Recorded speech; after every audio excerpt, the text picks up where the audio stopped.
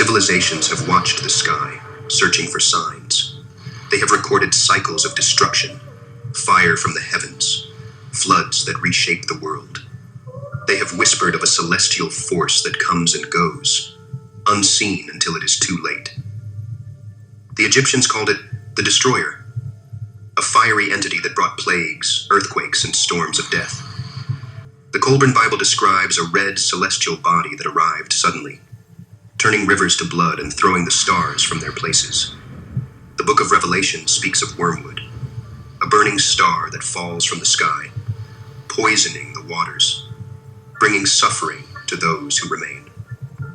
Sitchin looked at these stories and saw a pattern, a planetary body returning in cycles, a hidden force beyond the edge of the solar system, waiting for its time. If the ancients recorded what they saw, if the myths were memories of something real, then we are not simply telling stories of the past. We are reading warnings of the future. Because if it has come before, then it will come again. They say it's coming, that it's already out there, waiting for its return. A cosmic time bomb set to reset civilization as we know it.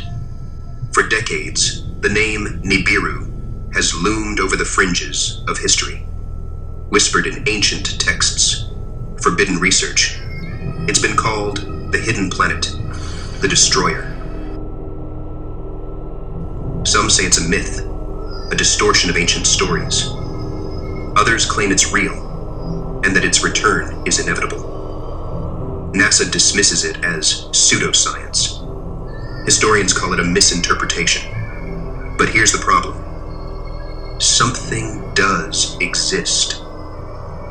For centuries, cultures around the world have spoken of a wandering star, a celestial force of upheaval. The Sumerians called it Nibiru, a crossing point in the heavens, a body associated with the gods. In Egyptian texts, a cosmic force known as the Destroyer arrives at the end of cycles. In the Bible, a burning star called wormwood falls from the sky, poisoning the waters. Across the world, in different ages, different civilizations left behind warnings about a cosmic force that brings endings and new beginnings. The idea of a celestial body with such an impact naturally raises questions about whether its return could bring changes to Earth, as some texts imply that its periodic reappearance is linked to shifts in climate, geological disturbances, and even societal transformations. Babylonian and Hebrew texts alike speak of a time of celestial upheaval, a moment when the heavens are shaken and great transformations occur on Earth. Sitchin connects these prophecies to Nibiru's return, suggesting that the day of the Lord, described in biblical texts, may refer to an event triggered by its reappearance.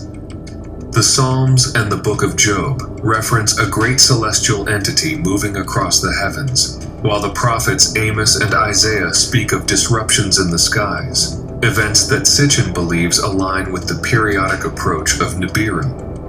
The concept of a celestial force governing the fate of civilizations is further reinforced by the widespread symbolism of the winged globe, an icon found across ancient cultures, from Mesopotamia to Egypt.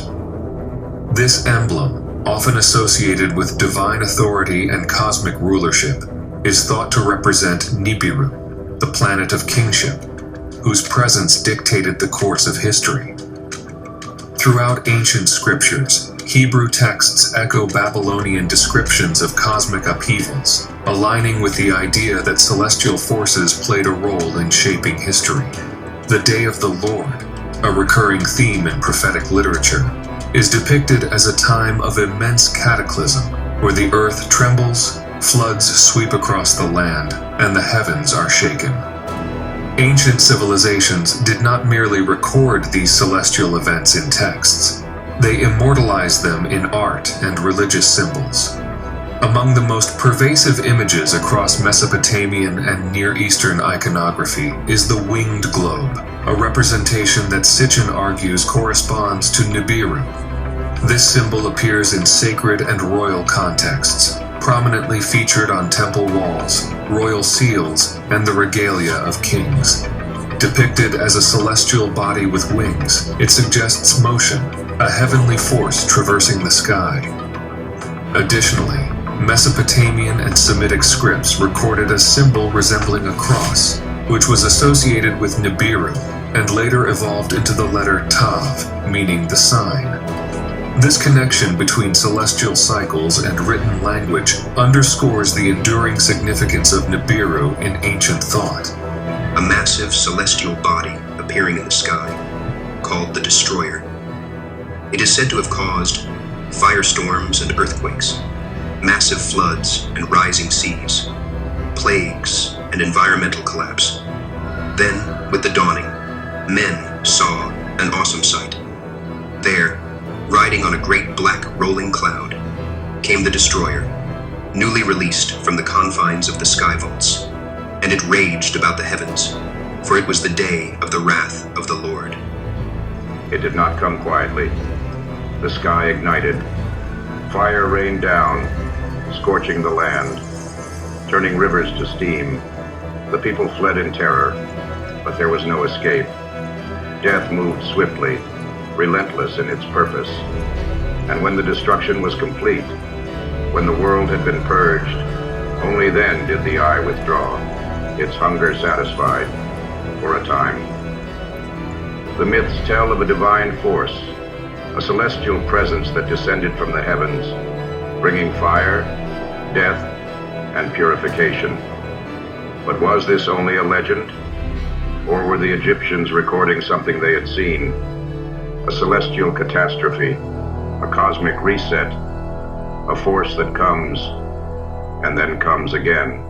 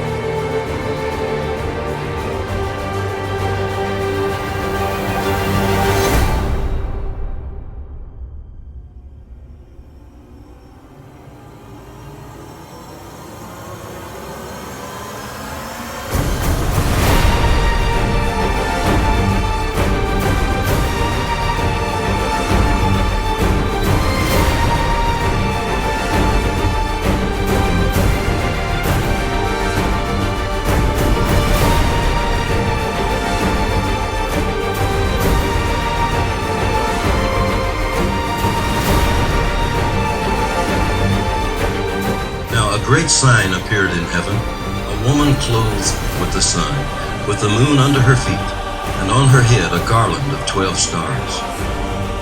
Then being with child, she cried out in labor and in pain to give birth. And another sign appeared in heaven.